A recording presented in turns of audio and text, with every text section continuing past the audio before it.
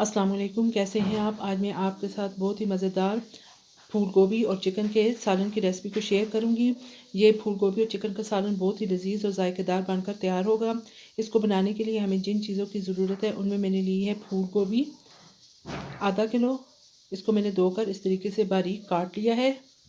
2 medium size के प्याज लिए हैं, उनको भी इस तरीके से काट लिया है। 3 से 4 अदद सब्ज़ मिर्चें, 2 टेबलस्पून अदरक और लहसुन पिसा हुआ, 3 अदद टमाटर, उनको मैंने ग्राइंड कर लिया है। आधा किलो चिकन लिया है, इसको भी साफ़ करके धो के रख लिया है। मसाला जात में कश्मीरी लाल मिर्च ½ टीस्पून, हल्दी पाउडर 1 टीस्पून, कुटी हुई लाल मिर्च 1 टीस्पून, खुश्क धनिया पिसा हुआ 1 टेबलस्पून, अजवाइन ½ टीस्पून,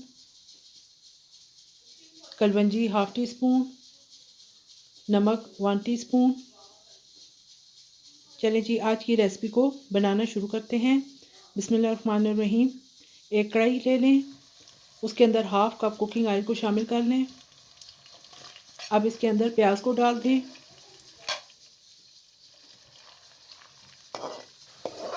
फ्लेम को आपने मीडियम रखना है। प्याज को ब्राउन नहीं करना, बल्कि हल्का सा जब इसका कलर चेंज हो जाए तो इसके अंदर मुर्गी को शामिल कर दें।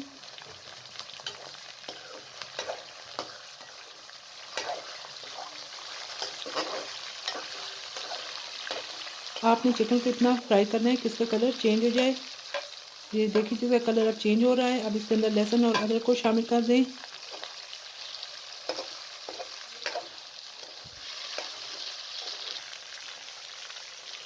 अब तमाम मसाला जात को शामिल कर लें और अच्छी तरीके से चम्मच चला लें। ये देखिए 2 मिनट हो चुके हैं और मसाले अच्छी तरीके से हमने इन्हें भून लिया है। अब ब्लेंड किए हुए जो टमाटर हैं वो शामिल कर लें।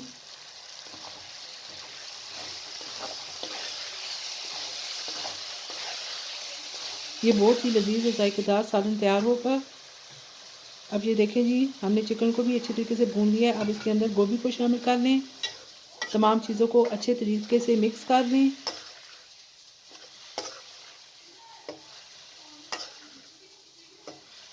तीन से 4 मिनट अच्छी तरीके से भून लें और कवर कर दें।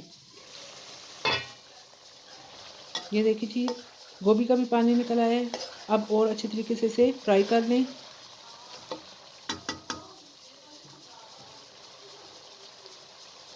अब 3 से 4 अदद सब मिर्ची शामिल कर लें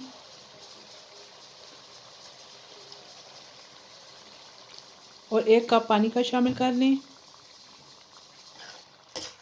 अच्छी तरीके से चम्मच चला के 5 मिनट के लिए कवर कर दें ताकि गोभी और चिकन अच्छे तरीके से पक जाए।